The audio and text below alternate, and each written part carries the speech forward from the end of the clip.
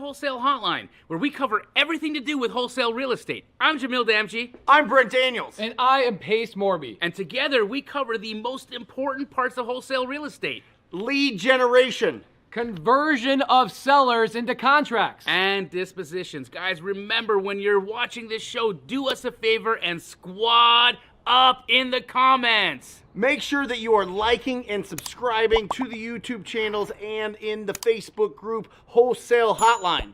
Most important, we want to know we're doing a great job for you and helping you build your business. So go give us a review on iTunes and or Spotify.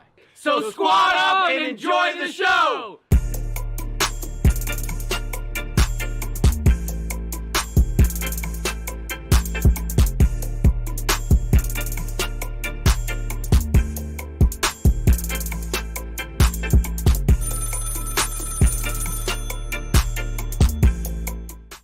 The same. Welcome to Wholesale Hotline number 192. I'm Brent Daniels, Mr. TTP, and of course, next to me, my brother, the king of wholesale. What's up, bro? Jamil Damji. How are you? I'm wonderful. How are you doing? Good. What's going on with DJ Envy? Oh my goodness. Well, first, guys, look, we've got a special guest here. Yes. We got two actually. We have Bobby and his hair.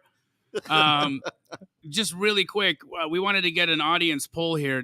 Should Bobby cut his hair?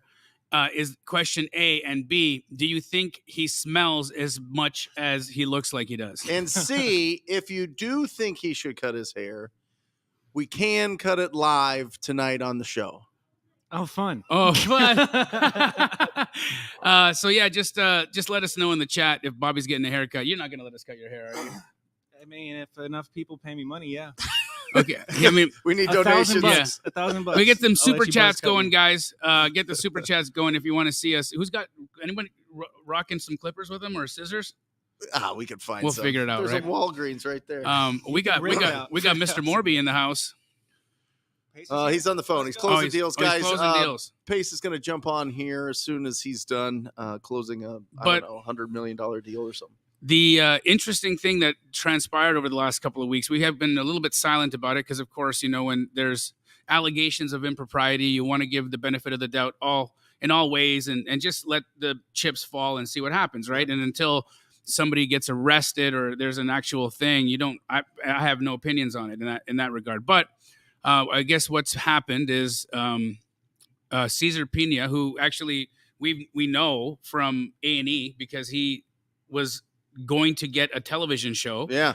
I don't think that's the case any longer, but we met. Might be a different. Yeah. Might be American a different Breed. But we got connected in that world and had an opportunity to meet with him and DJ Envy and, you know, kind of got to see what was going on there. And he was very influential. Like, you know, Cesar was doing a lot. He would do seminars and have a lot of people show up to him. And of course, with a guy like DJ Envy in the mix, it's going to pull a big crowd. Sure. And, you know, interestingly enough, I think he just recently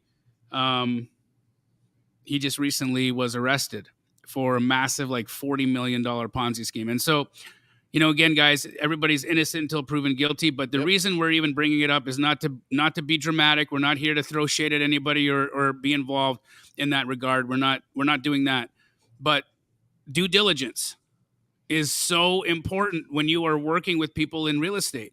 If you're going to do any private money lending, if you're going to do JVs, if you're going to fix and flip with people, if you're going to buy and hold with people, understand what the heck is happening with your business partners. Yep. It's your responsibility to know who you're working with, and you can't claim ignorance as a defense. Yeah. You have to, when you are in a company with somebody and your CEO goes and does things that are illegal and you're a part of that company, you are now a party to the illegal fraud. And that makes you liable and culpable. So do your due diligence, right? Date people, understand people. I hear Pace, he's been bringing an FBI investigator into the community so that he can help the subto folks do some more due diligence on people that they're working with. And I think that's brilliant. And I think that everybody should be really, really paying attention to what's going on in their world and what's going on in their business. And this is not to say to get paranoid, but it's important that you're aware. Yep. What's up, Pace? What up, my guys? Bobby, you've never looked better. You're Hi, so Pace. freaking handsome. I love you, dude. Bob, we just got a lot of Bobby's hot. And on that note, I'm out. Later. See You're ya. welcome, guys. We just got a lot of Bobby's hot Bobby, in the you chat. keep the hair. Keep the hair, bro. You Oh. get to keep it.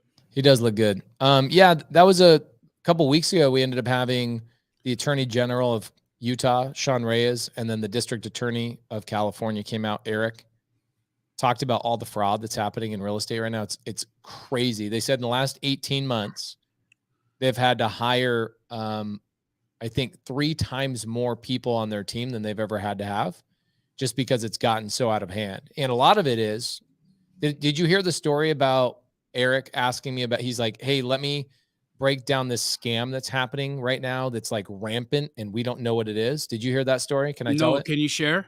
Okay, so this is how I got in touch. I've been friends with the Attorney General of Utah for probably 6-7 months now. So that relationship's been going on. But I get a call from Molly, my head of operations, about 4 months ago. And she says, hey, I see on your calendar you're busy. I'm sorry to bother you. And I know that when Molly calls, I need to answer. Right. Because she looks at my calendar. It's like Yvette on your team or somebody else on Yep. Brent's team. Like, you don't call when I'm in a meeting, right? Yeah, they call for important stuff. So she calls me. She says, you need to jump on this call with me. It's 3-way. And I said, well, what is it? What's going on? She says, it's the District Attorney of California. I'm like, wait, what? Okay. I get on the call and he assumed that one of my students was scamming an agent. And the reason he thought this is because he had a proof of funds with my name on it and a video of me opening up my bank account saying, hey, I've got $3 million in cash. So whoever is sending this video is my partner and we buy real estate together. He's like, honestly, it was like too good to be true. Yeah. We thought it was a scam. Wow. And now And they I were trying to verified- alert you to the fact that somebody was out there using a video of yours Yep. and trying to work with real estate agents to do business. And then you confirm that that was real. Yes. It was, Wow. yeah, Jacqueline says, that was such a good elephant challenge. I watched it while I was on vacation. That's hilarious. So she, this conversation continues on. We become friendly with each other.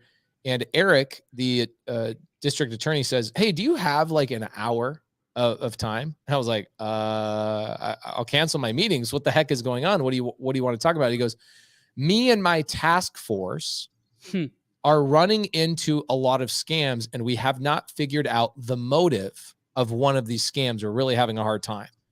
And basically what they're doing is they're reverse engineering what's happening to these people, to the victims, and they're figuring out what's the motive, who are these people, and how do we track them down, right? And a lot of times they're using old people in these romance scams. Have you guys heard about this? Yeah, where they like, they pretend they're interested romantically, and then they say they're like in trouble and they need money, and then that person just starts feeding them money until they bleed them dry. Basically, yeah. And he talked about the number one scam that's going on in real estate right now is land scams. Okay. Why? Why are land scams so big? It's because nobody's there to show you the property. So nobody ever has to meet the seller. The buyer doesn't ever have to meet anybody. The agent's like, yeah, why do you need a freaking walk through the property for? It's dirt, bro. Yeah, there's no door knocking. Right. There's no door knocking. Nobody has to find out what's under your skirt, essentially. Right. No, nobody's going to find who's the man behind the green curtain. So he says, I've got this other scam that we just can't figure out what it is. I'm like, all right, man, you got me in pins and needles. What the hell is it? Tell me about it. He goes, well, it's really weird. It makes no sense. What's happening is there's buyers, there's these investors that are going and getting agents under contract. And then after 3, 4, 5 months of follow-up before they get the contract, they're working. They're doing all this follow-up. They build these relationships. They get a contract with these agents. And then all of a sudden, they never hear from the buyer again. Got it. So it's a wholesaler that locked that up too high and then didn't have the sack to go and call the agent and cancel. He says it's rampant. He says it is such an overwhelming thing in California. And I said, Eric, this is called wholesaling. And essentially, here's what they're doing. I break it all down. I said, they're trying to get an assignment fee. And he goes, what'd you say? A what? And I go, it's assignment fee. He goes, can you say that slower? I'm writing this down. And I'm like, I'm blown away. The district attorney of California doesn't know what wholesaling is or what an assignment is. Wow. right? And they assume it's a scam. Why do they assume Right, it's a scam? because they don't understand why would anybody do it. So if they don't know why somebody's doing it, there has to be a part B that's going on behind the scenes that they're not quite sure of, right? It makes no sense. And so Yeah. I basically, I just listened to this whole thing. I'm like, I said, Eric, here's the problem. There's people that are learning only on YouTube. They don't have any mentors. They don't have any community. And so what's happening is they don't know how to find a buyer. And what they're doing is they're going out and finding sellers before they find a buyer, when they should be going out and finding a buyer, or at least somebody that can help them dispo the deal, sell the deal before they go out and lock up the contracts. Like I did my first 100 deals I did in real estate. Basically, the majority of them just went to Jamil. I would send a text to Jamil saying, hey, I'm meeting with the seller. Yeah, and we'd always talk about the numbers. Yeah, I go, I'm meeting with the seller in 45 minutes. What do I need to buy this at? And Jamil would give me a number, and I knew that I had a backstop. I knew that I could get something under contract. And he goes, so why aren't these other wholesalers doing the same thing? I go, I don't know, dude. We have a free podcast on Monday. We try and teach people not to do this, yet we've got the district attorney assuming people are getting scammed. You know, that's just going to create so many problems for the wholesalers that are doing it right. The wholesalers that are putting their best foot forward and having high integrity, and when you do make a mistake, owning the mistake, calling the agent, explaining that you got the deal locked up too high. In fact, how many deals happen through that honesty channel, right? We've locked up deals too high before. Sure. We call the agent and we say, hey, listen, we got into the house and we've made a big mistake here. Mm-hmm. Like, we are so off on numbers. The best thing for me to do right now is to cancel right now and let you and your seller go and find another buyer.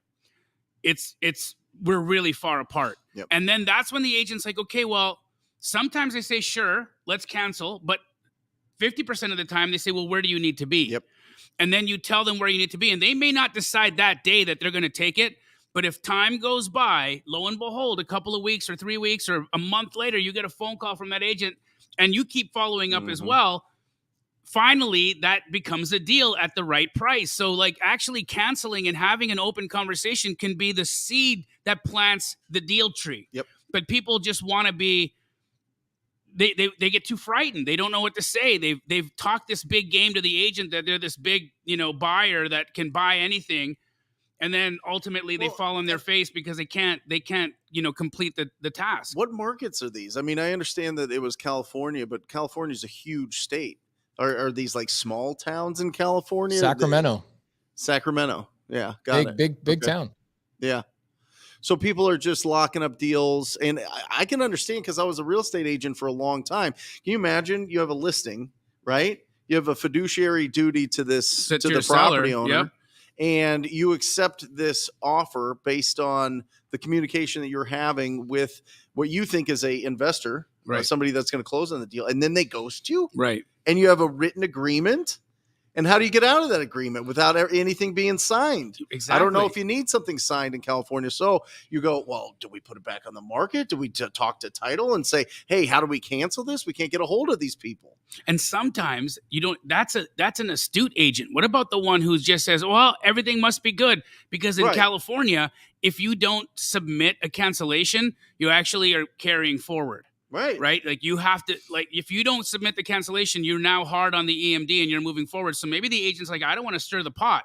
This person never canceled in time. I'm just going to let this thing close. And now they let their seller get into a moving truck, make plans. And then all of a sudden we've got on closing day, complete debauchery.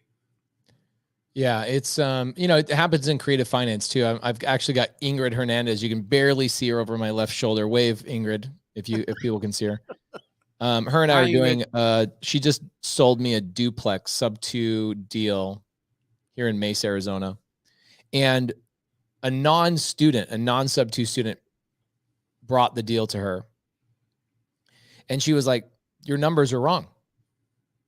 You got to go back and re-talk to the seller. Here's what will actually work that it will allow me to help you sell the deal. And they went back based on her instructions and what she instructed them to do. And they said, hey, we're sorry. We either need to cancel or we've got to restructure it. This doesn't make sense on cash flow. We made a mistake. Mm-hmm. And they adjusted it. They followed what she said. It turned into from a non-cash flowing deal into a cash flowing deal by structuring the payments differently. And they got, I think, what they make, $19,800 because you actually asked for help from somebody who knew what the hell they were doing. And then she made $11,000. Wow. Because she just helped somebody restructure their deal. Guys, I know we only have 400, 500 people on here today. I know that. I get it. And we've got to be consistent in order to change this industry. But it is crazy that every single Monday we're here speaking, spreading the word and yelling about this stuff. And then we get the district attorney that comes to us and goes, oh yeah, hey Pace, can you help me figure out this scam that's going on? Everybody thinks that we're scamming people.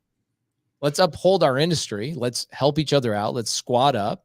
Let's make sure that we're collaborating at a high level. If you don't have a buyer and you don't know that it's a good deal, get somebody in the comments. Get a subto student, get an Astro student, get a TTP student, get somebody to help you out. I remember the first person that Ingrid helped actually in this side chat. Do you guys remember how much money she made? Didn't she make like $50,000 on a deal with somebody in the comment section of Wholesale Hotline helping them out?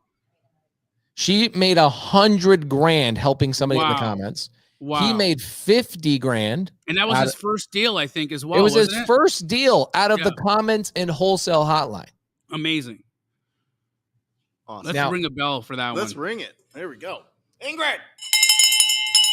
Now, the cool thing about Ingrid, Ingrid, what's your Instagram so people can pull you up?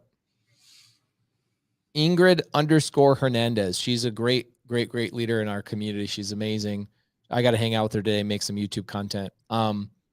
But you look at the side comments here, guys. We've got 400 people. This is the reason we do the show live, is so you guys can work with each other. And don't be out there a solo wolf, because the industry is cold when you're by yourself. I remember the feeling of not knowing how to value a property, and then I met Jamil, and it was like night and day. I was like, oh, wait, hold on. I don't have to value a property. In fact, from the moment I met Jamil, I've never had to comp a property in my life. Even if I'm not in the deal, I'm happy to help. It's just it's the thing I know how to do well, right? So it's joy. I get joy from it. It's neat being able to find a deal. Yes. Is this live on Zoom? Well, Justin Bosak, this is live on YouTube, my friend. He said, I went to a calendar and there was no link. Justin, this is a public YouTube video for Astro, TTP, and Sub2 students to help out the non-community members that are trying to tap into the game. So if you guys are not in one of our collective communities, say something in the side comments. Say, I'm new. I need help. I don't know what I'm doing. I need somebody to help me get my first lead. I need somebody to help me take on my first appointment. Whatever it is that you need help with, say it in the comments, please. Any advice, Pace, on the lending front? Because, here, another thing that I've noticed happen recently is just a lot of sloppy lending procedures between people, with like, if they're going to do a deal together, or if they're going to take something down together, or if they're going to, come in with cash and help somebody close something. Any advice that you can give people on the lending front? For me, I think really the sniff test is super important. But, I this, Pace. Last year or 2 years ago, I put $250,000 into a syndication. Mm-hmm. Bro, I've got to chase these guys around for updates. Mm-hmm. And then when I get them, you know what the update is? Hey, we're going to need more money. Mm-hmm. No. Yeah. I know that money's gone. Yeah. So it's like, what do you do in these situations and in these circumstances? How do you get it done where you can invest in something and feel good? Because the documents that you have with Gator are so airtight that people are protected. But what about when you're just doing private money lending for a JV?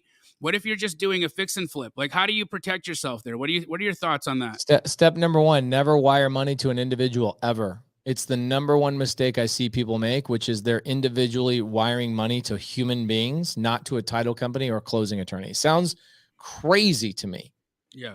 But I call it, they're horny for a deal. They're so excited.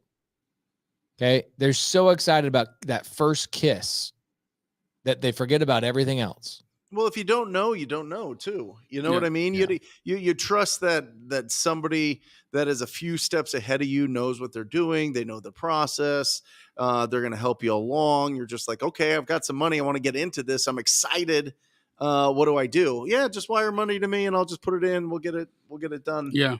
never works out. Everything goes to the title company, and my title company will do all the paperwork. Yeah. Any kind of shenanigans that I want to, get into with, crafting it uniquely and little terms here and there. The title company takes care of all of it. Right. They do all of it, whether it be me lending money to trusted partners here in town, or whether it be just, structuring different types of deals. I mean, it's you get a really good escrow officer, and they take care of a lot of that.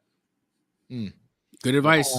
Linda says, I'm new and hungry for my first deal. I'm needing some guidance to walk through my first deal. Well, first and foremost, Linda, here's what I would do.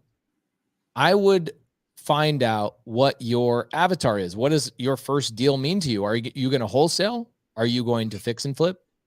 Are you going to buy and hold? What does a deal look like to you? Are you somebody that's like, I need money in the next 30 days, like a significant chunk of money? Probably better for a wholesale. If you're like, I want to build wealth, I have a great job, and I want to start accumulating rentals, probably better to be a buy and holder, right? So you don't really need much help. I mean, Ingrid here has accumulated 10 rentals. Are basically all of them creative finance? All except one are creative. Oh, she did a Burr deal. Shame. So she did 9 creative finance deals since I've known her that are in her portfolio. And a lot of those, Ingrid, I would imagine, just get brought to you from the community, right? She says yes. So you don't need to go find deals if you understand your avatar. Your avatar. Go to my YouTube channel, Linda, and type in Pace Morby avatar. And I have this amazing video about how to identify who you are in this game. And who you are is where you're going to start. So a lot of times what happens is new people, they go, I don't know where to start. And I go, perfect. Tell me about yourself. And it turns into a 45-minute conversation. Most people just starting out don't even know who they are. Do you have a budget? Do you love your job? Do you hate your job? Are you like, I have to get out of here. I'll do anything but. Okay, well, you know what I might suggest to you is if you hate your job, you live on your own, you don't have a wife and kids, I would say quit your shitty job and go work for a wholesale business. Just go work for somebody's business. Get right into the industry. Start calling their leads. We're hiring. There you go. Keegley's hiring everywhere. Right? If you're a husband and you got a wife with kids, I'd probably say, you know what, keep your job and do X, Y, and Z on the side. All right, now let's identify what X, Y, and Z is. Do you have money for a budget to start spending money on advertising to get leads coming in? Oh, no. I don't have any extra money. My kids have perpetual diarrhea. I'm having to buy diapers all the time. I can barely afford the diapers. Perfect. You don't have a budget. So if you don't have a budget, I'm going to tell you, you probably got a JV with other people, right? Astro Flipping. Or what I would suggest is you start door knocking, because that doesn't cost you any money. Brent, is there anything else that doesn't cost any money besides door knocking and doing Astro Flipping, basically JVing with other people? Anything you can think of? I mean, reaching out to agents, right? And something that that Jamil and Astro have perfected. So anything, guys, if you want any information on that, go to Jamil's YouTube channel. And you've got a ton of stuff there that you can just get right now. Or you could just reach out to people that own rundown properties. It's not, listen, if you don't have a huge budget when you're getting started and you want to find really good opportunities to replace your income, or maybe just really good opportunities to find a deal and partner with somebody that has the money for a buy and hold strategy, you got to talk to people. You got to go out there and you have to have quality conversations with the property owners that have these rundown properties, because they have personal problems with these properties. So you solve those problems, you win. And whether that's on market or off market, it's up to you. But the fact is, if you don't have the budget to find great opportunities, you're gonna have to put in the work. Glenn just talked to how many people today? 82. How many good leads? 2 solid leads. Are they gonna sign an agreement in the next 30 or so days? It's incredible what that process is too, right? Because he got 2 hot leads today, but he knows it's a 90-day cycle. Right. Maybe even a little bit longer. But that's the amount of consistency you've got to have in order for this to actually materialize and work for you. Yeah. Even if you're spending money, if he's buying lists, that's going to cost him thousands of bucks. Well, listen, we get going, we build the momentum, we get the team, and then we get to start marketing. Yeah. Right. Yeah. And I think all roads lead to marketing at some point. If you're going to go direct to owner, for sure. What do you think? I mean, you built a whole business off of relationships. Yeah, but you know, so, in the same regard, it's still marketing. Right. You know, we're still calling people. We're still having to. No, but I mean, they're not calling. You know what I mean? Yeah, it's not You're inbound. not spending $50,000 a month on pay-per-click. Correct. We're spending 30 a Right. month on pay-per-click, Right. and they're awesome. Oh my gosh, Good it leads. is bananas right now, bro. Wow. It is absolutely crazy. It's awesome. Yeah. But it leads to that. But if you don't have a huge budget to be able to go and spend, and it's anywhere from $5,000 to $10,000 a deal, if you're going to be spending marketing dollars. Is that what you're in right now? PPC Yeah. is between $5,000 and $10,000 a deal? Pay-per-click's like on the lower end of that, but TV, I think, feeds that. So I'm not sure because we spend a bunch on TV right now testing that out. But yeah, I mean, pay-per-click's probably around $5,500, $6,000. But the deals are 33. Yeah. You know what I Yeah, mean? yeah. Like, It's great ROI. Yeah. Angie Milanazzo says, I'm going to miss the elephant challenge. I have killed the elephant challenge permanently. You shot the elephant? I shot He the ate elephant. I ran it for a year and like 2 or 3 months. We got hundreds and hundreds and hundreds of people their deals. Angie Milanazzo right here on the screen. She probably was getting 15 deals a month by just helping the baby elephants. I call the people in my free Facebook group the baby elephants, because they hold on to the tails of my leaders. And Angie, all I can tell you is this. I love you and I appreciate you. And if you know anything about me, I only make things better. I'm going to simplify the elephant challenge to be something better, more consistent, more action-packed, and something that you don't have to wait a whole month for the next one. So just stay tuned. We got some cool things that we're working on. I also am planning on doing something that doesn't require a lot of support. I do so many crazy things all the time. My team complains that it requires too much support. My team would come to me and go, oh, your elephant challenge is requiring so much support and this, that, and the other. Me and Carly were crushing it. Carly Grunman, who's like my wingman in the elephant challenge, but I had other internal teammates that were complaining that I was over fulfilling and that we didn't have a large enough team to fulfill on a free challenge that we didn't monetize on. And so I just said, all right, I'm going to kill it. And I'll create something that will require one man, one screen to make it a lot better. So Angie, just know we got something cool coming up. Appreciate you. Dope. awesome. Can I pull the crowd real quick? We got a great crowd here today. I don't know if you could switch to who's got pending deals right now. You guys, right? You just did working on it. Where's the ladies in there? All I see is a bunch of dudes. Huh? Any We got some ladies. We got some ladies in the house. Where are they? They're in the back. They're in the back. Yeah. Sorry, the camera angle doesn't get all of it. What's Okay, up, guys? Um, How you doing? They were on last week too. Have a seat. Yep. Sit on each other's lap. So tell us about the deal. What's going on? So we got it from an agent. Mike's there. Microphone. Okay. Yeah. We got it from an agent on Friday, I believe. We locked it up. Yeah, and we're gonna try to sell it. It's not the best deal. It's not the worst deal. Was it Phoenix? What do you mean Yeah. not the best deal? Well, Should we comp it right now and tell him if it's a deal or not? yeah, please do. Yeah, actually. let's see. Yeah. What? Give me the address. We have a few people want to walk it, but Just tell them the address like Okay. silently so we don't so the video can stay up. Okay. So guys, Jamil is going to comp right here on his phone. What do you use to pull it up? I'm gonna use Zillow because it's on my phone and it's just quick. He's going to pull up Zillow. So what do you do on Zillow when you're putting in an address? I'm essentially looking for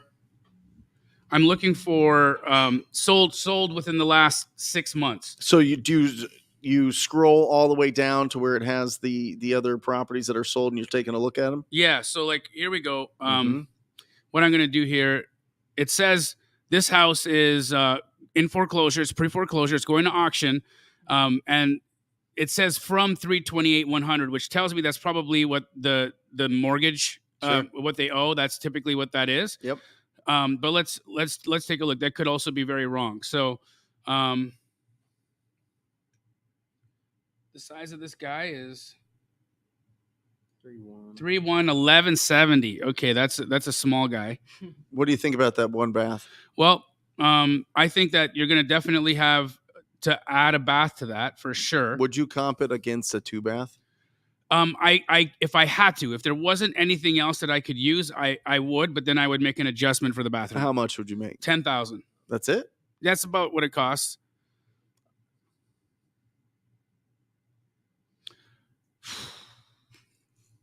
What do you guys have this thing locked up at? 270. They have it locked up at 270. They have it locked up at 270. I think it's worth about 300. Okay. As is. So I don't know that there's a ton of equity in there. What did you guys have ARV at? Just curious. What was it? It was either, I think it was, or double check. I think it might have been 385. 360. 360. Okay. Maybe show me a few of those comps, but let's see. Did you cross any major roads? Did you leave a subdivision to get that? It's possible. I love the honesty. This is what it's about. So you've got one sold that's a 1,095 square foot, but it has a pool, and that was at 340. That's about as close as you've got to what you've got. But now you got to adjust for the bathroom and you got to adjust for the pool. Mm-hmm. So that gets you to maybe 320. 300. But I think 300 is the right number. I always drop like $30K if it only has one bath. Really? Yeah. Okay. Yeah, if it's got a traditional floor plan and there's not like an easy way to add an extra bathroom, and they have to keep it a 1 bathroom, you only have you have a certain pool of buyers that'll be willing to purchase that property, right? And usually you find that as young couples or single buyers. And but you start having kids, you start having more people in that house with 1 bathroom. Yeah. Are you under contract on this house? Yeah. Okay. Did you guys consult with somebody on the numbers prior to locking it up? Yeah. Okay, and they gave you a 360 ARV. Yes. Okay. Cool. Look, maybe they saw something that I didn't. Of course, I did this really quickly. Yeah. I do believe, though, from the last 6 months, there was very clear evidence that it's probably a 300, 310 house. Okay. My suggestion would be get a hold of the agent quickly. Mm-hmm. Have you already sent it out to buyers? Yes. What has been the feedback? I've heard that some people don't think it's a bad deal. That 1 bathroom just kills it. Yeah. Okay, so and I mean that's normal. Most rehabbers want a 2-bath. Mm-hmm. If you're going to add a bath, that's a whole other permitting process. It takes time and more money, and you're holding longer. And with the rates they are right now, that's not really the best play for a lot of fix and flippers. Is doing anything that's going to require an extensive permit. So I would go back to the agent or go back to whoever you're talking to help you with the deal and find out, because how many days have you had it? like 3. 3 days? Not much, yeah. Okay, so not much action on it. Not too much. The people that gave us the number, they've got like a lot of buyers, and they said they're gonna work it really heavy today. Okay. So we'll see what they give. Okay. We have 1 person who wants to walk it. Okay, that's a good sign. So let that happen, and then What'd you put it out at? Yeah. 289. And you locked it up for how much? 270. Got it. So you got a room. Yeah.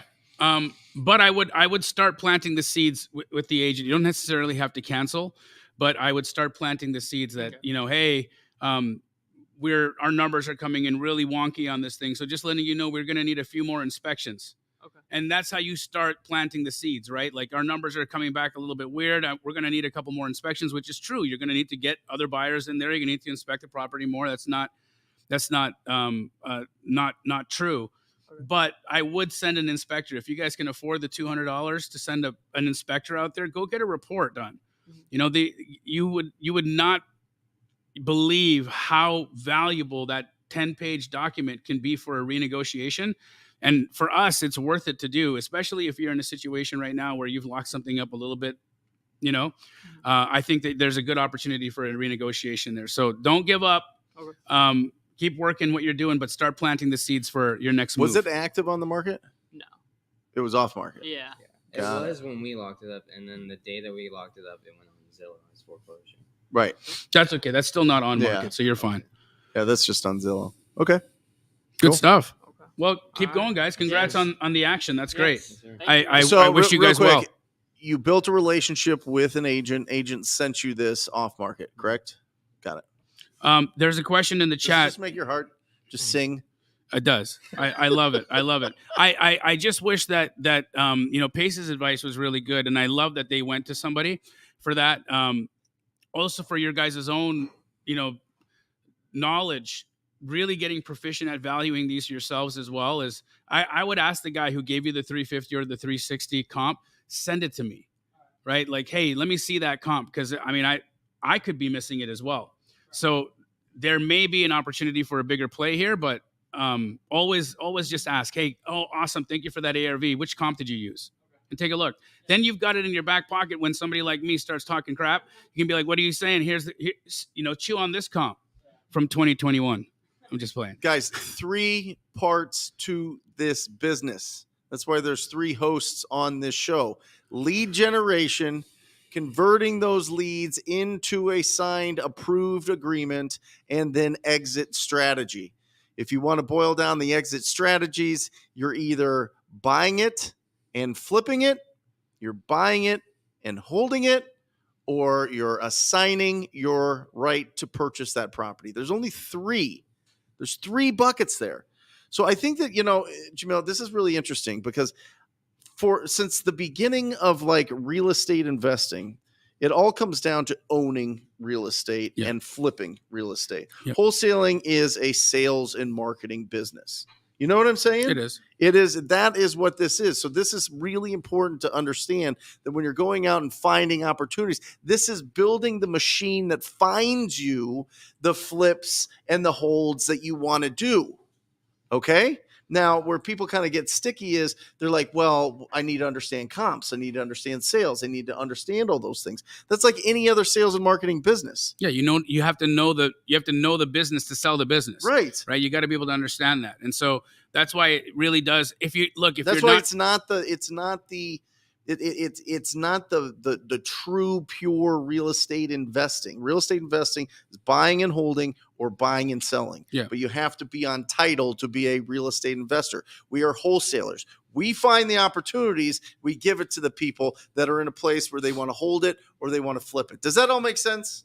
Right? Sure does. We are sales and marketing business. So if we're a sales and marketing business, what are our tools? Our tools are our ability to effectively communicate. And the more people we talk to, the more opportunities we find, right? Yes, sir. But it is the hardest part of all of it is finding great deals because there's way more money than there are deals, right? There's way more investors than there are out there going and finding all these opportunities. We see that that's the case when, Jabba the Hutt over there could get $40 million wired to him from people that didn't even check to see if these addresses were even owned by him. Oh, it happens all the time. It's crazy. Happens all the time. Happens all the time when people are raising funds for opportunities, and then you can't really get the full picture of what the opportunity is. That's why I think it's so smart. And what I mean is, like, you don't know if it's a great opportunity or a bad one if you're not in the trenches understanding how to recognize opportunity. Correct. That's it. And that's the levels of this game, is just recognizing different opportunities. You know that you could have a buyer that buys in a certain area. They'll pay retail plus because they want to develop land in a certain area or a certain neighborhood, or they're going to buy and hold, and they have a tremendous amount of money and they just want to plant their money in a certain area. You know those buyers because you've talked to a lot of those buyers because you've sold properties to those buyers. So the starting point, in my opinion, to be wildly successful as a real estate entrepreneur is the sales and marketing. It is going out there and finding the opportunities and recognizing the opportunities. And you get to sit back and see what all the other buyers do with these opportunities. It's the best. It is. I couldn't agree with you more. Just circling back to this deal, because there's been questions in the chat about it. what would you have locked that up at? And guys, this is only for a 320. Yeah. I mean, a 320 right now. Low Two hundo? twos, low twos. Yeah. Yeah. yeah 200 to Depending, 210. I didn't see the It's condition, original. but yeah. Yeah. I mean, just knowing the buyers that we work with, Yep. if it is a flip as opposed to a hold, yeah, for sure. But we're an appreciation market. This is something that's really interesting too. Because if you really do an analysis of a rental property and really put in all the different costs that are involved, very rarely do you find that you're going to cash flow any of these properties, like true cash flow, to where it's actually paying your bills for at least 10, 15, 20 years It can be that of long. ownership. Yeah. Look, you get You know what people one tenant that just they just live there. They do normal wear and tear. You still got to replace carpet. You still got to paint. There's still things that you're going to do when that rental turns over. And if that turns over once a year, once every 2 years, you're spending $5,000-$7,000 every time that happens. If you cash flow $500-$600 a month, it's gone. right? It's So gone. so that can become Turnover cost is $3,500, and Yeah. on average, it happens every 3 years. So of course the appreciation play is what you're in it for. A mortgage pay down and appreciation. 1% rule on repairs. Yep. So whatever the value of the property is, 1% on repairs. Guess what? Your mortgage doesn't just stay at a fixed cost, guys. You know what goes up every year? Taxes. Insurance and taxes. Okay? So like you got to really understand where you buy, and I just want to save everybody from buying those terrible homes where there's no appreciation because they think that they're going to get cash flow. It buries everybody. Make sure you're buying in areas that have appreciation. It is owning real estate. What would you is- say to people? Yeah. What areas are these, Brent? Let's give a you could go, breakdown. you could go right You're now. looking for gentrification? Are you looking for development? Are you looking for Go to Zillow. Look at the facts. Go to Zillow. They have a research section there that'll show you the appreciation of every single city in the country. Every city, 19,000 cities. It'll show you the appreciation. You can look at it from a 10-year standpoint, 5-year standpoint, 1-year standpoint. You can look at all of those things, and you pick the areas that have appreciation. I'm with you. I would also say that right now, because we've got so much variance from city to city, state to state, Yep. that it's even more important that you're doing that due diligence and looking at where you are in the market cycle of a specific market. It's not to say that you can't wholesale or buy creative deals or anything like that in a market that may be negative. Right now in Phoenix, we're actually negative in price. We've gone negative in price just recently. Did you see that? Mhm. And the reason for it is as soon as the mortgage rates increased, we had another little bit of a shockwave that went in through the market, and it created a little bit of a scare on the retail side, right? So people kind of pumped the brakes. Yep. And we're seeing that now as a good opportunity for you to go in and make really disrespectful offers, because there's opportunities to make them get done, for them to take them. So now is a great time to get out there and start really hammering on those deals and making sure that these numbers make sense. Only if they want to sell their property. Correct. I mean, we're offering on properties that need significant renovation. Well, significant renovation means significant risk. And with significant risk, that means higher reward. Right. And we get to sit back as a sales and marketing company to go back and find all these opportunities, see where everybody's buying at, seeing the people that are the most successful, and then model those people. Yes. It's the best. Correct. I'm just telling you. I really go after this because there's 19 million real estate investors apparently, and there's like 50,000 wholesalers. You know what I mean? And it's like we have the cheat code. Right. We have the cheat code.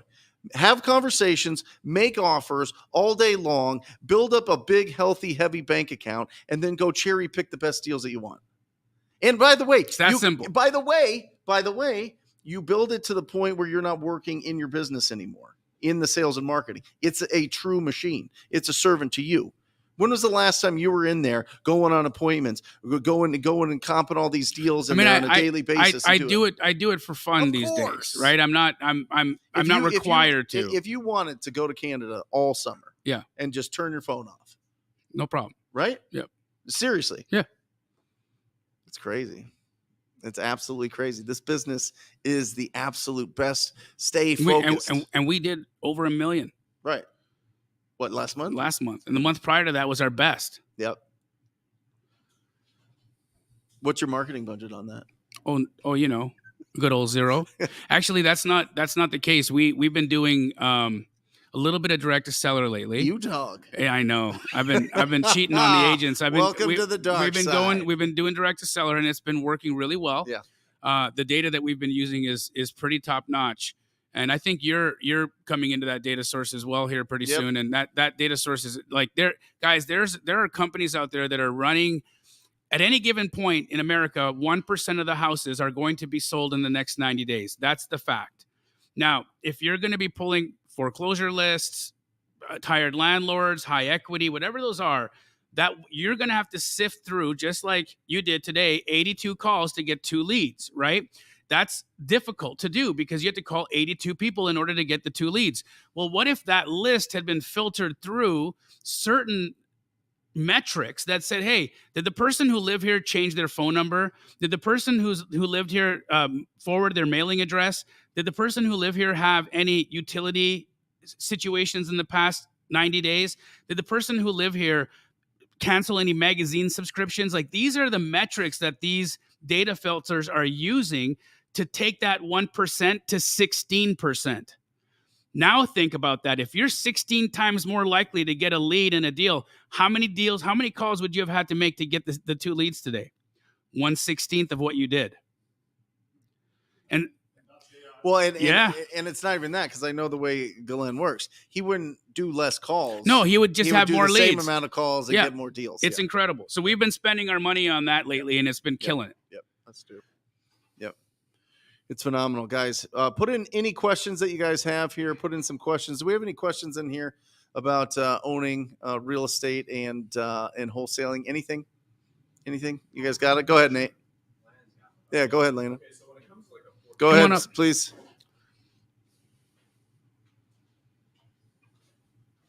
What's your name, bro? Landon. Hey, Landon. ASU. These guys run the ASU club. That's dope. The ASU Real Estate Club. What's up, bro? Yep. Tell us your question. So when it comes to like wholesaling a foreclosure deal, so I get a lot of foreclosure leads. It's kind of what I'm targeting right now. A lot of them 10. So like one I'm working with right now, property's worth $30K, but $60K in the outstanding mortgage. She's behind like 3 to 5 months. Yeah. So I don't know whether or not I should try to structure a sub-2 deal or just kind of move on and go to the next one. What do you recommend with low equity? Where is this? Ohio. So she owes how much? $60K. Is that a first mortgage or a second? First. How did she get such a high mortgage on a place that's only worth 30 grand? What happened? Beats me. It's destroyed. I mean, the property doesn't look good. She was renting it out for a while, and then tenants. I mean, there's still a tenant in there, but she wants to get them out. She wants to be done with the property. Yeah. Got it. Gosh, that's a tough one, and I think in that circumstance, my honest answer, I walk away from that. Yeah, I'm not. There's too many other opportunities. Yeah. So I mean, that's just a long transaction, because you're probably going to have to do a short sale. Yeah. Or it just is going to go. It's going to go back. Now, if that was a $30K property and she had a $40,000 mortgage on it, that could be an interesting situation, because if her mortgage was 1 or 2 or 3% and it was really low, and that you knew that payment was going to be like $200, $300, or $400. Well, yeah, you can probably cash flow that, right? So you probably have to do some renovation. You'd probably have to pay that, the difference in your balance, or, give the seller something to leave. But in my opinion, that would be an attractive situation. But when you're 30 to 60, I would walk away from that. Where do you kind of cut it off in that like pre-foreclosure equity side? I mean, does it really matter? Just it just depends on the strategy. It depends on the condition of the house. If it's destroyed, I'm walking away. Right. If it's in good shape and it's something that you can take over the loan, that's a good opportunity there. But again, I would sell all those to somebody else. Okay. Yeah, I wouldn't keep any of them. What's your Instagram, bro? Landon Galvin, LANDON GALVIN. Nice. Good to see you. Yeah. Thank you. Awesome. Of course. Guys, keep your questions coming in the chat. We're here to answer them for the next 40 minutes. That's right. Very very interesting things that I've been seeing though nationally in the housing market right now. So we do not have a national housing market. If anyone tells you that, they don't know what they're talking about. We have a very regionally specific real estate market where we have a neighborhood by neighborhood. In some areas, absolutely. And so it's super important that you're not just knowing the basic details about the places that you guys are working in. Find out stuff. Go do some research. Like what neighborhoods are popping, what neighborhoods are developing, where is their activity. The more research and the more information that you're taking before you start doing your work, the higher your likelihood of really being able to target good areas. So just keep that stuff in mind. Wow, we got another deal. Come on. We're done. Hey, congrats. Wow, good job. Another JV deal, Verdon. Congratulations. If you wouldn't mind telling us, how did you do on that JV deal? What you make? We like numbers here. Let us know, Verdon. It's a celebration. Let's see what we've got here. When approaching an agent and trying to build a relationship, do I tell them I'm a wholesaler or just a buyer group of investors? Thanks. Well, from Howard Wildy. Congrats, 5K, man. That is great, and I'm sure the other person in the deal made another 5,000. So you brought $10,000 of value to the business, and I couldn't be happier for you. Congrats. What would you say to this for Howard, Brent? Yeah, I'm the buyer every time, guys. We're gonna say this until we're blue in the face. We're gonna say this until they run us off the internet. There is something called transactional funding. Do you know anywhere that does transactional funding? Absolutely, yeah. If you go to flipcash.com, is it Flipcash Today? I think it's flipcashtoday.com. What is it, Bobby? Yep. Flipcashtoday.com. Gosh, I need to know my websites. Flipcashtoday.com. We do transactional funding, meaning that you don't have to assign. You don't have to wholesale and get out of the deal that way. You can double close. You actually will bring money to the table. Dwight Ruffin, he's in the Astro community. He's got a deal right now where he's making $65,000 on it. Mm-hmm. He's not taking a chance of having a large assignment on that HUD. He's not taking a chance of anybody getting squirrely or squirmy on him. Nope. What he's saying is, I'm going to double close. I'm going to use transactional funding. So he spends a little bit of money to make sure that he gets this deal closed, and then his second transaction closes the next day. So what does that essentially make him? The buyer. Even though he only owns it for 24 hours, he's still the buyer, Howard. The other thing I want to tell you is that in real estate, right, especially in what we're doing, it's really important that you look at wholesaling as an exit strategy. It's one of many. And as a real estate professional, you should be evaluating a deal while you're in your due diligence period for the following reasons. Could this be a good buy and hold? Could this be a good fix and flip? Or could I move this opportunity to another investor? I do all three of those. That may not be true for you, okay? And that's okay. If it's not true for you, then don't feel inclined to say it. But if you are evaluating the deal for potential rental opportunity, if you are evaluating the deal for a potential fix and flip opportunity, you have 500 or 600 people in the chat right now, many of whom are private money lenders that would partner with you if you did want to flip the deal. So why would you discount yourself? Why would you label yourself to reducing yourself to a one thing? You know, I talked about this on the Sunday Theory call in my Astro community. It's these stories we tell ourselves, you know, the 30-second pitch. It's interesting. As Pace and I travel around, you get these 30-second pitches from people. They give you an introduction of who they are. Yeah. And I was sitting there listening to an introduction, and this guy walks up. And of course, he wants to learn from me. He wants to do something, right? So the introduction I got was his victim story. Mm-hmm. It was all the reasons why life had been so hard for him, why he wasn't able to get stuff done, where his hangups were, how come his wife didn't support him, all the things. There was a whole laundry list of reasons why he wasn't at the place that he wanted to be at. Yeah. He didn't realize that I continued listening to him as he was networking with other people. And as I turned and started talking to somebody else, a really beautiful woman walked up. And his next pitch, as what he was explaining to himself, was, I'm an acquisition specialist. We do anywhere between 2 to 3 deals a month. I'm in this market, yada, yada, yada. And I'm like, wow, you're two versions, right? There's two versions of you. There's the victim version of you, and then there's the bullshit version of you. But which one are you? Yep. right? And I think it's really important that we understand our stories, because our stories are limiting us and our stories are holding us down. So if you have a version of yourself that's not empowering you, write a new one. I would rather him walk around telling everybody the BS version, because that actually gave him more than his victim story. Sure. You know? Yeah. Interesting. Yeah. Question, fellas. Would you put non-refundable 5K earnest deposit on a fix and flip property that is out of state? Sure. Depends on the price. I mean, it depends on the deal, Junior Cal.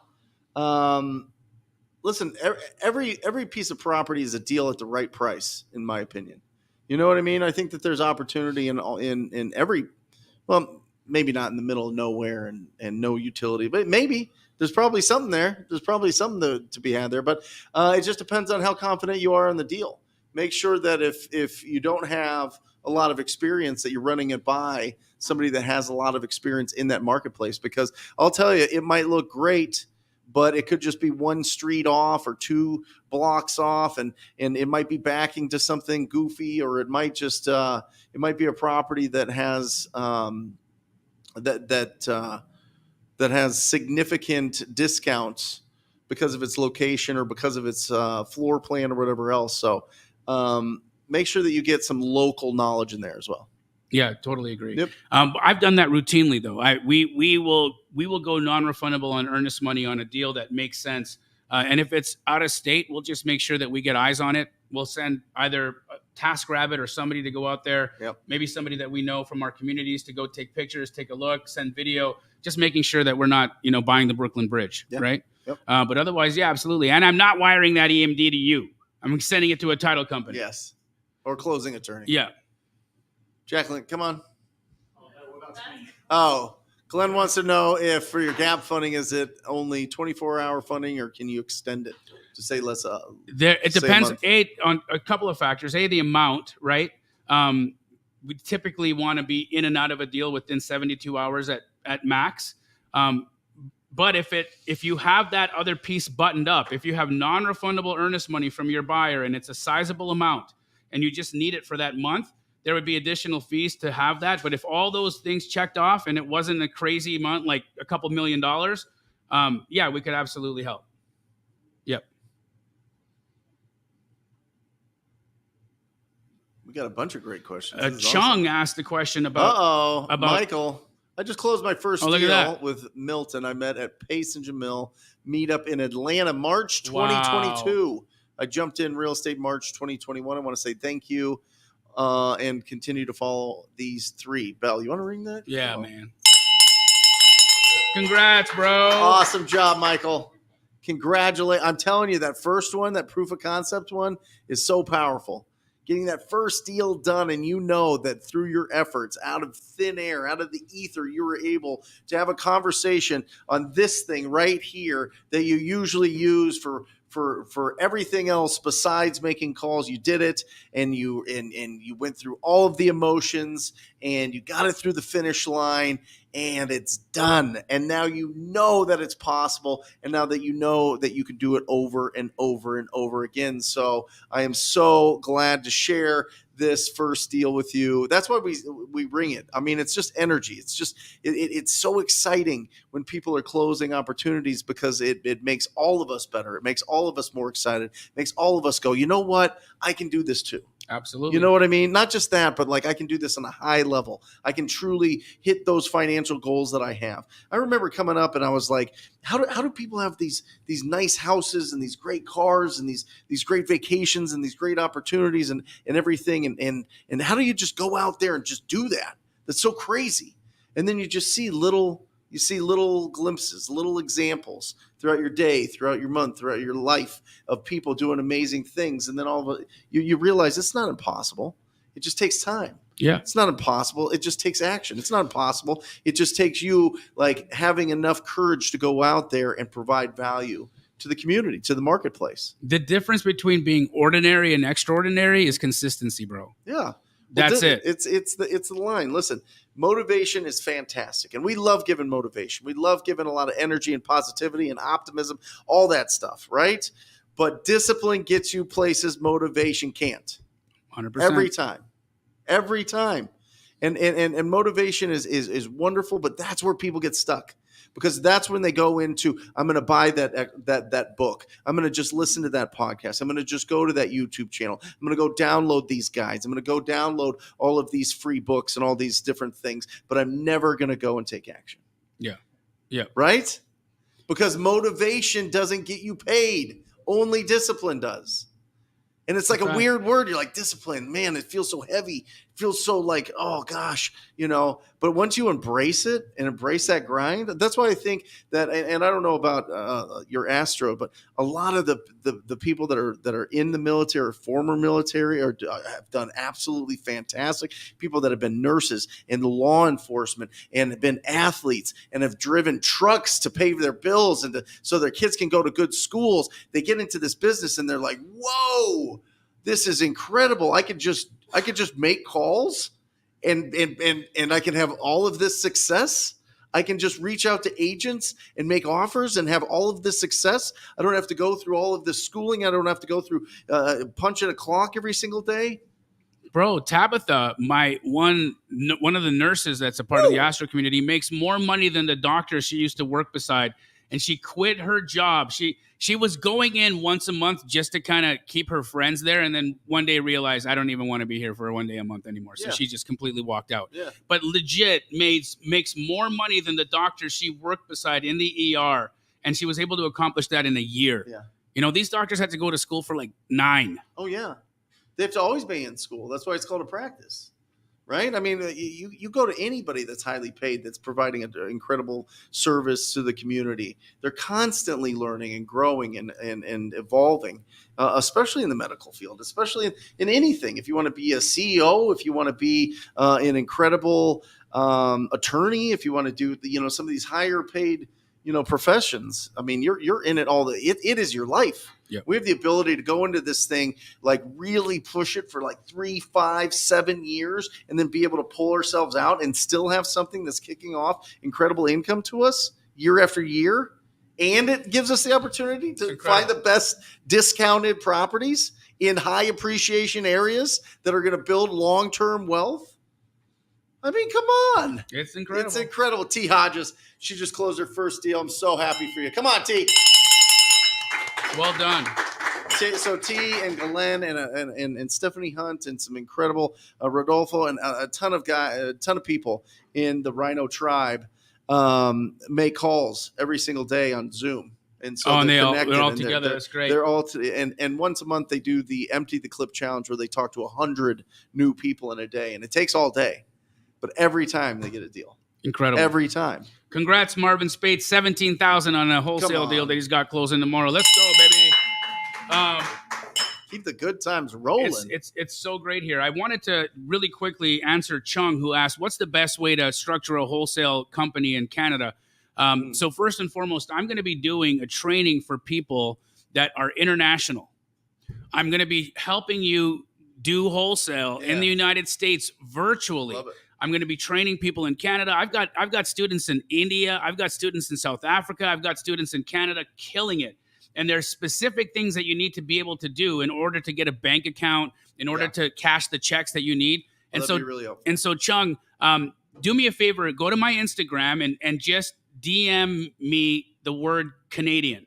And I will respond to you within the next couple of weeks with the date and time of a training that I'm going to do specifically for international people that are trying to get out of their rat race of whatever they're doing out in their worlds and virtually wholesale properties in the United States. I'm going to show you exactly how to structure it, how to structure the company, how to make sure you're not getting into trouble with taxes, how to really do this in a way where you can build a scalable business, but not in the U.S. Love it. Absolutely love it. So DM me the word Canadian and we'll respond. Yep. Keep your questions coming in, guys. King Edward said, I'm trying to... Landon's got one. Okay, yeah, go ahead, brother.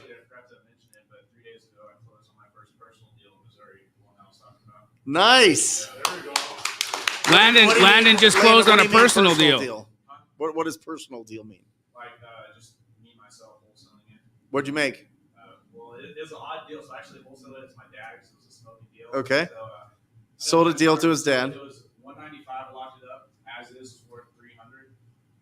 Yeah, so it was a crazy deal. And I was like, I didn't want to charge him $300, so I go, just give me the boat. I made him include the boat in the deal, and that was a $40K boat. There you go. You got a 40K boat. Come here and ring this bell, bro.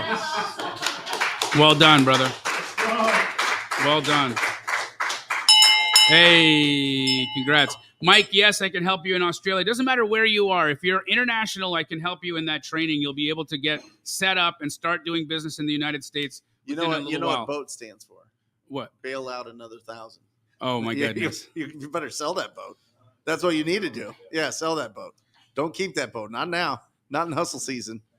Because that is a liability. King Edward had a question saying, a doodad. I'm trying to get a probate under contract, but the attorney is giving me a hard time. Do I work through the attorney or can I go directly to the seller?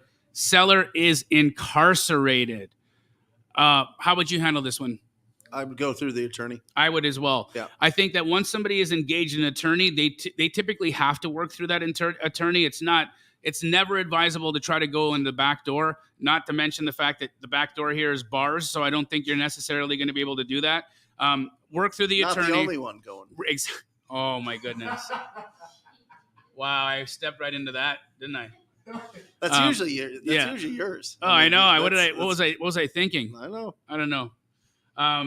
Anyhow, work through the attorney, and don't drop the soap. Yep. What's next? There we go.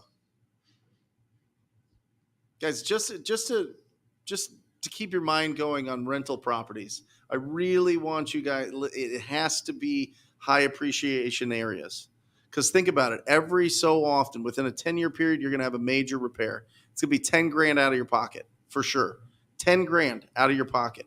You've got turnover every 3 years, that's 3,500. You got 1% for just yearly updating and maintenance. All right. So you got a $300,000 house. It's $3,000 a year in maintenance. So make sure that you understand that. Make sure that you understand the debt pay down on your first 15 years is very low. It's all stacked to the bottom of the loan. All right. So you're paying a lot of interest up front. And understand this, because a lot of people talk about, well, the best part is depreciation, right? Depreciation. Even if you do advanced depreciation and you sell that property, you got to pay it back. Understand that. And remember this, when you get depreciation on a property, 27 and a half years, okay? 27 and a half years, you could take what you bought it for, divided by 27 and a half years, and that is how much you can depreciate from your tax basis. Not dollar for dollar taxes, guys. This comes off of your basis. All right. You make $100,000. You can write off $7,000. Now you get taxed on $93,000. It's not you owe $15,000 in taxes. You have a $7,000 depreciation. You get that paid off dollar for dollar. That's not how it works.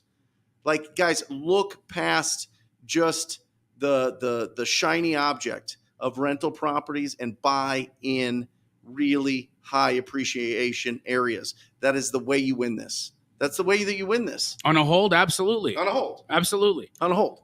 Yeah, on a hold. The rest of it, wholesale. The rest of it, sell to somebody else. The rest of it, get rid of these properties. I'm just telling you, it is going to save you so much heartache and headache, not to mention all of the property management fees, not to mention that they say on average it's between 10 and 15 years. Let's call it 12. That property that you bought looking fantastic needs a complete remodel. Yeah, 100%. Yeah. Okay, and complete remodels are an average $46,000. Guys, think about these things. As you're building your business, as you're making decisions on what properties to keep, we buy things at a discount because we're wholesalers, and we hold them in really great high appreciation areas. That's how you win this game. That's how you don't lose everything on a rental property and feel like a scumbag because you can't fix that roof because you didn't have 10 grand sitting in an account. Mm-hmm. I got a question here from the Best Social Experiment Experiences. Says, hey, man, you guys are creative with these names. I like it. You know, he said, hey, Jamil, I'm out here in Canada, trying. I added that part. Yeah. Trying the Wyoming, Michigan, reaching out to agents. How do you navigate tough? He wants to know, how do you navigate tough agents? Well, here's the deal, right? Every person you talk to is going to have a mood. And sometimes that mood is what it is. I don't label somebody, oh, this is an agent, they were terrible, they were hard, because I can call an agent on Monday Yep. and they'll be a complete like knucklehead, Mhm. and then call that same agent on a Friday Mhm. and that person will be, sweeter than honey. And it's just about what's going on in their life at the moment, right? And so what I would say to you is if you're having a hard time with a real estate agent, there's one of two things are going on. A, you sound like you're selling something, and so you're being rejected because you don't have a good opener, you don't have good tone. I can tell you when you call an agent and you're like, "Hi, how are you today? This is Jamil. Are you Brent Daniels, a real estate agent? Mhm. I sound like I'm selling you something. Yeah. I need to be calling you with the status of, hey, what are you selling me? Mhm. I got the money. I'm the buyer. I'm the client. You can't be on the phone with a real estate agent trying to sell them on anything. That's not how this goes. Yep. They're selling you. And that is the mindset that you got to take when you're having these phone calls. And these agents won't be as hard anymore because now you're going to make them work for the business instead of you working for it in the opposite direction. Yeah. Well, you said it perfectly. I mean, you wrap it up with one word: alignment. Yep. Alignment. Get in alignment with everybody. Try to do it with everybody. If you have enough confidence in yourself and you know that what you're doing on a daily basis is trying to provide as much value as possible, then nobody can beat you up. You know what I mean? Even if they're having a bad day, it says, okay, bro, what's going on here? Yeah. You know what I mean? Like, people have bad days. Yeah. People have bad interactions. But I always find when you have a great tone of voice, when you have when you're not adding friction to the conversation, when you're not arguing with people, you can pretty much have a great day every day. Right. Not all the time. And There's sometimes you don't even that have to fake. No. I've done some calls. Authentic enthusiasm is powerful. 100%. Authentic curiosity is powerful. Authentic kindness is powerful. I've literally told agents that I'm brand new at this. What do you think I need to buy this house at to make some money? And the agent gave me the number that I was trying to get the thing locked up at. Think of that, right? I'm literally just telling this person, I'm really brand new at this. My goal is to try to buy a house and fix and flip it. You got this thing listed at like $280. Where do you think I need to buy this thing in order for me to make a little bit of money and sell it? Probably about 200. Okay, well, thank you for helping me negotiate that. Like, this is the agent telling me this is where this thing needs to be in order for you to make money on it. All the time. Right? So you don't have to be a phony. You don't have to make up stuff. You can be, as Brent just said, enthusiastic and honest. As long as you're kind, as long as you're inquisitive, and as long as you sound like a real person that's really trying to do business, you're going to be respected and you're going to have the same reciprocated energy sent back to you. That's just how communication works. We mirror people, right? So if you come off arrogant, douchey, guess what you're going to get? Yeah. Vinegar and water. Yeah. And practice. I mean, if you're not used to it, if you're not used to having conversations, role play, practice, do it a bunch over and over and over and over again. And you're going to get a lot more confident with it. And you're going to understand how to effectively communicate in this business. But it all comes down to effective communication, conversations and offers. Malika, sorry, go ahead. No, Malika just asked, hey, do I create my own contracts or should I use some of the ones that other people are giving out? I've got a contract. If you go to my Instagram and my highlights you can click on that. I have a contract you can download. I'm sure you've got a contract you can download. wholesalinginc.com. So try one of those two, download both of them, look at both of them, see what you understand, and make sure that you've got a good sense of what the contract says. Read the words. They're important. Even if you don't understand all of them, find out what they mean so that you don't put yourself in a situation. But these contracts that we create are typically written in our favor. Now, know this, Malika. These will only work if you're going direct to seller. Okay, you can only use your own provided contract if you're going direct to seller, calling the homeowners and providing the contract in order to lock the deal up. If you're working with a real estate agent, never, ever, ever, ever try to use your own contract in a real estate agent deal. It's not how it works. The real estate agent is required by their board of ethics to use the state-approved contract. They are not allowed to use any other contract. So they are the ones who are going to create the contract for you. They are the ones who are going to send it to you for signatures. They're the ones who are going to ask you for the terms. That's the important piece. Yep. Great question.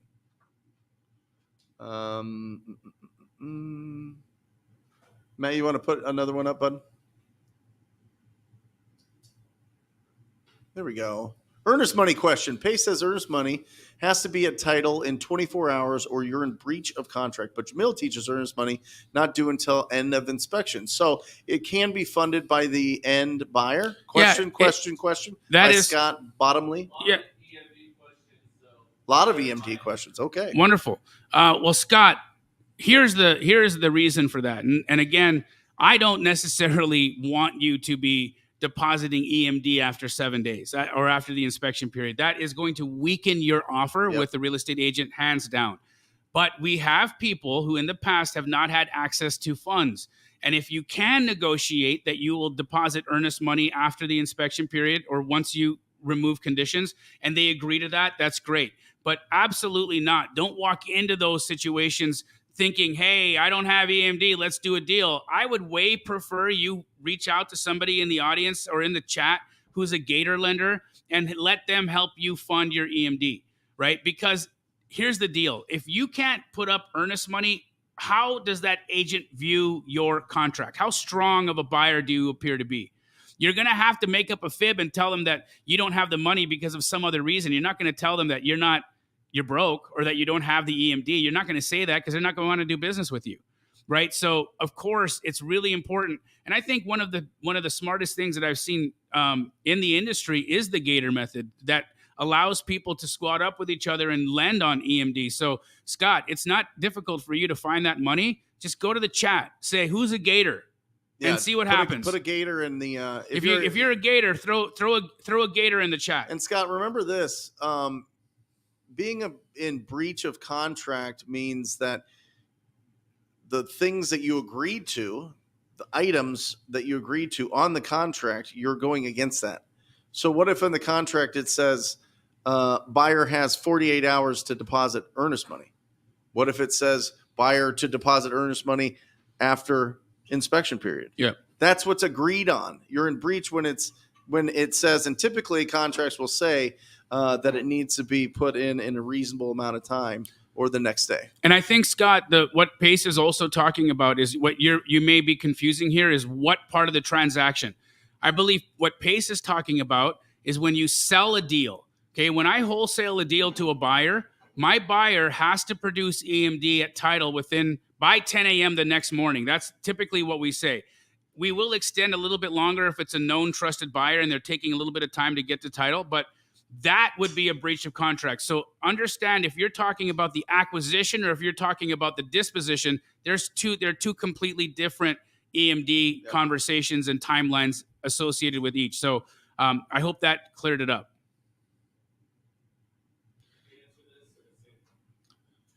If a wholesaler brings you a deal and they say their earnest money deposit they put into the deal was only $100, is that legal for a wholesaler to do and not considered a breach of contract? What's agreed? What's agreed on the purchase agreement? That's it. Guys, you have to understand the whole relationship between you and the seller and you and the buyer and the seller is all laid out in the purchase agreement. That's what it's there for. That's what lays out what's going to happen. That's what contracts do. So that then you turn it over to the title company. Typically, they interpret that contract and make sure that if you're supposed to get your earnest money in, you get your earnest money in. 100%. Somebody asked, is there going to be any, do we do any trainings? I'm doing a Nightmare on Deal Street at the end of the month. Are you? Fun little Halloween theme, direct to seller. I'm going to be using that really good data. So if you guys are wondering what that data is like or how many contacts I can make, I'm going to be cold calling homeowners direct to seller for 2 straight days. Bobby or somebody on my team, please throw the registration link up in the chat so people can make sure they attend that. I am Leola. How do you do the contracts, or how do a wholesaler get paid? Will I do a contract with the cash buyer and with the realtor? Yeah, you're going to do a purchase agreement with the property owner, and you're going to do an assignment agreement with the cash buyer if you're going to be assigning that deal. So if you need any further explanation on that, we have a ton of videos on my channel, on Jamil's channel, so definitely check that out. Deshaun asked, what agents do you call for market deals. Interesting. So, Deshaun, it's not that you're calling specific agents that'll have specific off-market deals. No. That's not how it works. The lead generation process is called agent outreach. This is where you're cold calling real estate agents. And why we call it a cold call is because you're not calling about a specific house. You're just calling to see if they have anything coming to the market in original condition or needing a lot of work. All right. And now what we call this is a pocket listing. This is where a real estate agent knows that there's this hoarder house or this situation that they've been doing lead generation on or prospecting on, and they're pretty close to getting a listing agreement. That agent knows that that property is going to be coming to the market soon. And so your goal is to try to get that opportunity before it becomes public and she lists it or he lists it on the MLS. That process is called agent outreach. There's 100 videos on my YouTube channel about it. You can hear what these conversations sound like and try it out for yourself.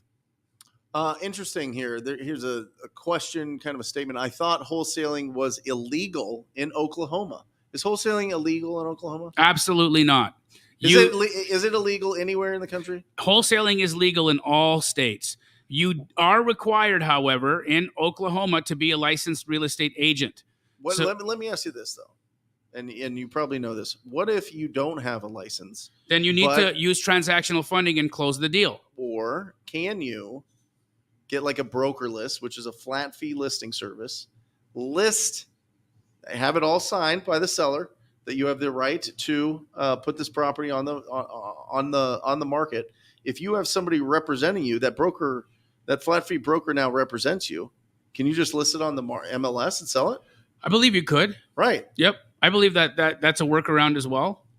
100%. Now that's going to be a little bit more moving parts, but why would that be an issue? If you got the right team together, then of course you could do it. Or, I mean, if you have an agent that's friendly with you, you could have the agent do the deal and you could do a JV with the agent. I mean, there's so many ways that you can skin the cat here. Yep. But don't let a regulation stop you. Just play in the regulations. The key here is they want you to be able to close or have a license. So figure one of the two things out. Work with somebody who's licensed and do the deal that way, or use transactional funding and close on the deal and then sell it the next day. That's essentially how you would do that and not have to worry about the legalities in Oklahoma. Jose Salmon says, I have a land deal for $40K in Texas. It is worth currently $50K. How much can I make wholesaling it? It's not a lot of spread there, brother. Yeah, I don't know that you can make any money on that. You don't really have a ton of value here, right? You got something at what 80% of value. And first of all, how do you know that it's worth $50K, right? It's only worth what somebody's willing to pay for it. And so if it hasn't sold yet, but it's listed at $50K, that's not what it's worth. That's what it's listed at. The fact that you can get it for 40 just means that you negotiated it down. But a buyer is going to look at that and say, hey, what's the value here? What did you do for me that I couldn't have done myself? Ask yourself that question every time you're doing a deal that's on market. What am I doing that somebody else couldn't have done themselves? And that's typically negotiate a better price. Yep. Really get this thing locked up at a deep discount. So my opinion, Jose, if you got a piece of land that's worth $50,000, your goal should be to try to lock it up at 20 or 25 and then sell it for $5,000. You're not going to be hitting a home run on a deal like that. There's just not enough of a deal there for you to do that with. But I think if it was worth 50, you could probably sell that for 30. Listen, I have a rule, and we went through it last week, breaking down. If you just look at the Zillow, Redfin, Realtor prices, smush them all together, add them together, divide by 3, come up with an average. And if it's above 250,000, I want to be around 60%. If it's between 250 and 100,000, I want to be at 40%, just depending on what side of that is, maybe a little bit lower. And then if it's under 100,000, I want to be at 10%. Right? 50K land deal, I'm offering 5. Wow. And selling for 10. You know what I mean? Yep. 10, 15, 20, whatever it is. But that's the rule of thumb that I look at. And that's with houses. That's with anything. I mean, it just depends, obviously, where in Texas that is and if that's, hopefully in a subdivision that has properties that are selling for $500,000. But if it's in a subdivision selling for $200,000-$300,000, you need to be way lower. Jay, I'm wholesaling virtually. I have a property under contract that a couple interested buyers want to walk through tomorrow. Should I have someone there on my behalf? How should I proceed? What do you think? You want me to get this? Yeah, I'll get it. Sorry. Jay, I always suggest that you have somebody there. Always have boots on the ground. I always think that it's a smart one. First, let the seller know that you need to get people into the property, and then I would bring somebody there. I would bring donuts. I would bring coffee. Yeah. I would bring cookies. Yeah. I would bring whatever it is, and I would go and I would just talk with the seller of the property, have people get in and out, and boom. And one last piece of advice for you here, bro. Show up 30 minutes early. Yes. 30 minutes before the appointment time, and go knock on the door and talk to the seller and give her the donuts or give him the donuts, and make sure he's calm and that he understands there's going to be a few people on your team coming through today to take a look. They're not going to bother him. They're not going to be, poking around for too long. You're going to instruct them to make sure that they're respectful and quiet while they're in the house. And if that person feels inclined, maybe they should take a walk for the next 20 minutes just so that they don't have to be there while the people are in there doing measurements or whatever. But they're welcome to stay or leave, whatever they like. The reason why you should go early is because I've seen turkey buyers before show up early, knock on the door, start engaging a conversation with the seller to try to extract information and maybe even do a side deal. It happens, right? You don't know who your buyers are sometimes, and sometimes your buyers are complete knuckleheads, and you've got to be able to understand and stop them from being knuckleheads. They will conform to the maze you put them in. So if you create the maze, they're going to walk around to get the cheese. Just know that. So make your maze one that doesn't screw you. Awesome. Go ahead, Matt. Get us that one. Rick, what's the best way to ask an agent to agree to an assignment clause for an on-market property? Well, I mean, I always tell an agent that I'm not necessarily sure what entity I'm going to close in. Yep. I may bring a deal partner or a funding partner to the table that will want security. So I may assign my contract to them so that it closes in that entity, which is essentially called what? A wholesale deal. I might assign my deal to another entity that's going to be my funding partner or bring money to the table. That's a buyer, right? And so, I'm using more sophisticated language to say it, but that's essentially what I'm saying. And agents don't have a problem when you're sophisticated in your operation and you say the words correctly. So, you can say, I may decide to move it to another entity for tax reasons, which is also something I do. And you may or may not be doing this as well, but for me, I've got some companies that make a substantial amount of income, and I might want to move that property to there so I can take the depreciation on it. So, look, there's a number of reasons why you could want an assignable contract. The last thing I'm going to say is that most businesses that are in the game of real estate have assignment and or assignee in their buyer name anyways. I did a deal with D.R. Horton. They wholesaled it. This is America's national home builder, like the number one home builder in the entire country, wholesaled a deal that I sold them. So wholesaling is not only done by private equity companies, by publicly traded institutions. It's done in commercial real estate. It's done by sophisticated hedge funds. It is done rampantly across the board. So you just have to be as sophisticated in your explanation of what you're doing so that your agent doesn't have an issue. And then the last thing, if you have an agent that's giving you a hard time, just say, okay, no problem, and use transactional funding and close it. Yeah, in Arizona, it's disclosed. You have to disclose if you're wholesaling. Yep. So, I mean, it's right there on the contract. And so I think if you communicate effectively and let them know that it's going to get done, then boom, you're going to be fine. And it's disclosed. The big problems that you have as a real estate entrepreneur is when you don't disclose. We're truth tellers, truth seekers. So just go there with confidence. And if people don't want to do business with us, we'll find people that do. You know what I mean? We always will. And there's deals everywhere. I mean, Americans have been doing deals forever. You know what the most gangster deal ever? The Louisiana Purchase. You ever looked into that deal? That one's bananas. What happened there? We had a seller called France that had to get rid of a big piece of property because they were still fighting the British and they were doing some other stuff with Spain. They're like, oh boy, we need to free up some capital here. We need some money now. And they sold it to us for like nothing. I think we got, will somebody pull it up? It's like $900 180,000 acres or million or something. I don't know, but it was like for cents on the, I mean, just absolute bananas how much land we bought because there was a distressed property owner that wanted speed and convenience. It happens It every day. happens. Every single day. Every single day. And any of you guys that think that you can't or people would never sell something on a discount for speed and convenience, ask yourself why you did it when you traded in your car. 530 million acres for how much? 17 million? 15 million. Come on. Insane. That's a good deal. Great deal. I want to know who negotiated that. I'm going to read his autobiography. It was probably one of Pace Morby's ancestors. If I'm going to take a guess. That's right. Guys, we are at our time here. Pace, we love you. He had to bolt here, but he sends his regards and tells everybody keep working hard. Brent, any final words? Yeah, guys, just focus on what you can do tomorrow. Just focus on what you can do each day. Don't worry about don't worry about the rest of the week. Don't worry about the month. Don't worry about the end of the year. Just do your job today. Just do what you're supposed to that day. Just have more conversations than you ever thought possible. And if you've never had a conversation, go on Zillow tomorrow. Go on For Sale by Owner and just call up that owner and ask them if the property's still available. That's it. It's just that little spark that you need to start taking action, because if we just stay in the books, if we just stay in the podcast, if we just stay in the YouTube, we can't provide value. We don't get paid.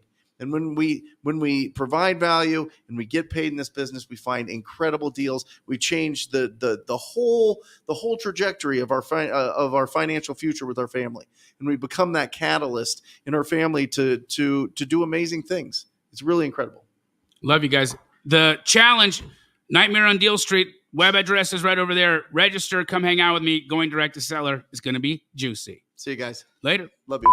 Or just say squat up. So squat up and enjoy the show. Yeah. Yeah. Okay. 1, 2, 3. So squat up and enjoy the show. What are you doing? I didn't say that thing. Why? I don't know. I Okay. forgot. So squat up and enjoy the show. Cool. I think we should use the one where Jamil doesn't say anything.